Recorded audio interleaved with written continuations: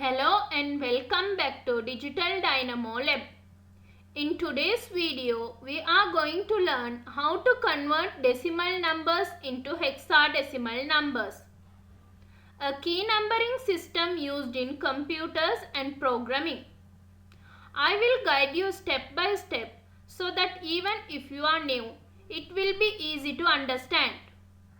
Let's jump in and start converting decimal to hexadecimal. Now let's see how to convert the decimal number 31,217 into hexadecimal. Step 1. We divide the number by 16 and note the remainder. 31,217 divided by 16 gives a quotient of 1951 and a remainder of 1.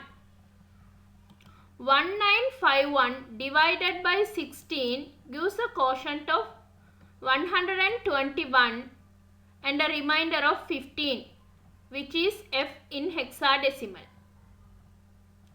121 divided by 16 gives a quotient of 7 and a remainder of 9. 7 divided by 16 gives a quotient of 0 and a remainder of 7. Step 2. Now we write the reminders from bottom to top.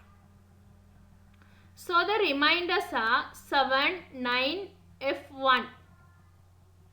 That means 31,217 in decimal is 79F1 in hexadecimal.